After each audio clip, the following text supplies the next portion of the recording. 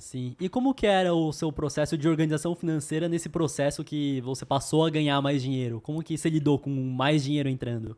Olha, foi interessante porque eu já comecei a minha carreira ainda jovem com uma organização que poucas pessoas tinham, porque eu sou aquela geração que pela primeira vez viu internet e as ferramentas mais tecnológicas, o Microsoft Office, por exemplo. Então, eu estava na faculdade quando surgiu o Excel. Então, a partir do momento que eu soube usar aquela ferramenta que era uma novidade, o Excel, eu estava aprendendo sobre a lógica dos juros compostos, né, do como que o dinheiro se multiplica ao longo do tempo, a matemática financeira. Eu comecei a montar a minha organização de forma bem original com base no que eu aprendia nas aulas e a ferramenta nova que eu tinha. O que eu fiz? Eu montei o orçamento clássico, o quanto que eu ganhava, o quanto que eu gastava. O quanto eu ganhava variava bastante, porque eu era professor. Então, eu comecei como professor de inglês, depois virei professor de finanças. E ali, num ano normal, num mês sensacional, eu ganhava talvez uns 10, 11 mil reais. E num mês muito fraco, férias, eu ganhava 400, 500 reais. Né? Então, oscilava muito a minha renda. Então, eu fiz uma organização que envolvia uma leitura do gráfico, né? do quanto que o dinheiro entrava em cada mês, mas o quanto que eu deveria ter de reserva, aí veio o conceito de reserva de emergências, né? Do quanto que eu deveria ter de reserva para cobrir os meses de gastos que eu não teria receita nenhuma. E organizei meus gastos como qualquer pessoa faz. Moradia, saúde, transporte, alimentação. Eu incluí na minha ferramenta, na minha planilha, o que passou a ser talvez a grande cenourinha, a grande isca, né? Atrás da qual eu corri minha vida toda, que era o grau de independência financeira. Em algum lugar me deu um estalo, eu falei, cara, deixa eu fazer uma medida do quanto que o rendimento dos meus investimentos, vamos supor que tivesse lá R$1.000 investidos, rendeu 40 esse mês. Então, esses 40, o rendimento, quanto que eles representam do gasto total que minha família tem? Minha família, que na época era só eu e a Adriana. Bom, começou lá. Meu dinheiro rendeu 1% do que eu gasto no mês. No outro mês, 1,2%. No outro, 1,35%. No outro, 2%. Quando eu vi que tinha um negócio muito poderoso acontecendo, que era eu trabalhar, aumentar meu patrimônio, com mais patrimônio, tinha mais renda, eu comecei a projetar, em quanto tempo será que eu chego num grau de independência financeira de 100%, né, em que o rendimento do meu patrimônio vai cobrir totalmente meus gastos. Fiz uma projeção. Essa projeção foi feita no ano 2000. Foi quando eu contei para, então, minha namorada, Adriana, falei, você está namorando um futuro milionário. Daqui a 15 anos... A gente não, porque eu estava namorando, né? Eu acho que eu chego a um patrimônio de R$1 milhão. Ela, porra, que bacana, que jóia, você está falando de futuro, a gente já namora há 5 anos, né? Vamos falar de casamento. Aí entrou uma conversa que bagunçou meu projeto. Mas, enfim, o fato de a gente estar falando de casamento era um projeto que não estava nos meus planos de acumulação, mas é um projeto que trouxe uma energia muito grande. Se vocês pensarem em algo que vocês querem muito concretizar na vida, e quando a gente é jovem, a gente ainda tem muitos planos que nenhum é muito mais poderoso que o outro. À medida que você vai crescendo, vem prioridades diferentes. Eu quero morar num outro país, eu quero ter filhos, eu quero fazer um curso de pós-graduação num lugar fantástico. A gente teve o plano de casar. Esse plano de casar me deixava meio cético, do tipo, além de ferrar o meu projeto de me tornar milionário, né, eu acho que não vai dar certo. Porque eu expliquei para minha namorada que para casarmos em 2 anos, nós temos que poupar muito, mas muito mesmo. Era 75% da nossa renda.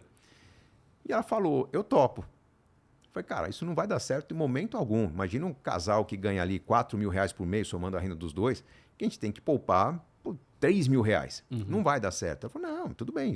Qual que é o projeto? Para isso dar certo, a gente tem que continuar morando com os pais, vamos parar de jantar fora, vamos parar de nos dar presentes, vamos parar de, enfim, comprar coisa um para o outro, se cuidar. E ela falou, eu topo. Eu falei, tá difícil isso, porque o namoro é legal, porque a gente vai para uma balada, a gente vai fazer uma viagem, a gente compra um presente pro outro, ela falou que quer o sacrifício. Você já falou achando que ela não ia aceitar. Eu achei que não ia dar certo. E ela decidiu não só tocar o projeto, mas, além de tocar o projeto, e eu falei, em algum momento ela vai desistir, ela começou a trabalhar com base no projeto. Ela vendia implantes dentários, né? Vendia insumos para dentistas. Ela, na hora de vender, ligava para o dentista lá, o dentista quer comprar os parafusos que eu tenho aqui, as próteses e tal. Não, estou com o estoque cheio. Doutor, compra, vai, me ajuda, é para ajudar no meu casamento.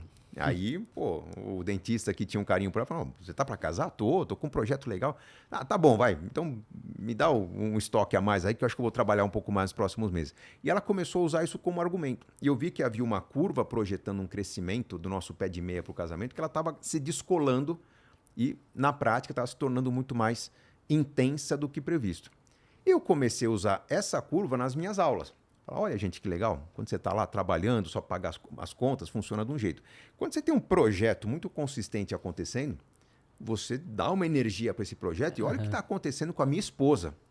Ela está com a faca nos dentes, está vendendo o dobro do que ela vendia, quase triplicou a renda dela.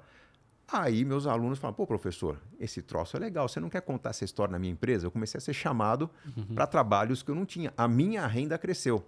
Então, o que aconteceu numa certa janela de tempo foi que a gente previa chegar a R$1 milhão de patrimônio em 15 anos.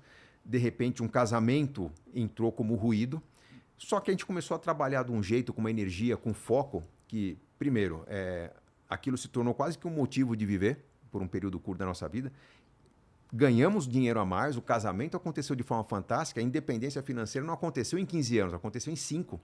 Porque a coisa entrou numa intensidade tal que renda maior, a bolsa subindo, a gente com foco só no projeto que ia acontecer, não nas coisas que a gente queria comprar. Ninguém pensou em trocar de carro naquele momento, ninguém pensou em comprar um apartamento novo. Então a coisa só se multiplicou. Então chegou um momento que a gente tinha R$1 milhão, esse momento foi dezembro de 2005. Onde 1 Lembrando, milhão, né? Que naquela época 1 milhão... 1 milhão, vai, vamos... Corrigindo pelo IPCA, dá o quê? Uns 2005? Daria uns 3 milhões hoje, uns 3 milhões e 500, alguma coisa assim, em valores atuais, né? Mas aquele milhão, ele gerava de rendimentos na época R$3.800 por mês, que era o que a gente gastava. Então ali eu bati a marca de 100% no meu grau de independência financeira. Esse momento foi mágico. Por quê? A minha lógica é que eu já tinha um patrimônio que pagava as contas do meu mês. As contas da vida que eu tinha, que era uma vida bem simples, né? Centro de São Paulo, 3.800, hoje parece valores atuais aí um pouco mais de R$10.000, mas a gente não vivia com grandes luxos, né? Principalmente eu era um professor de pós-graduação, bem sucedido, premiado. Minha vida era simples comparada com a dos meus colegas de trabalho.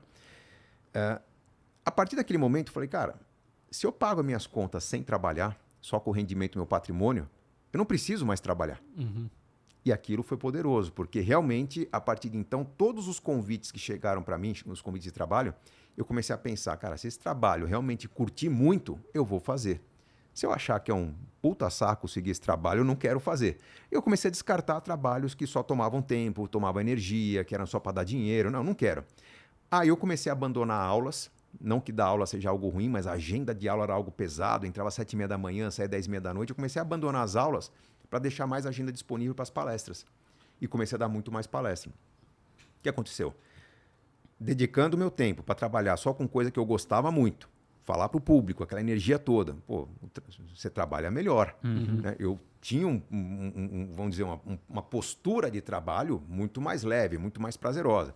Aquilo gerava um resultado melhor. O público se encantava. O que aconteceu? Em vez de eu parar de trabalhar, eu comecei a ter mais convites de trabalho para poder gerar mais aquela atividade que era prazerosa para mim.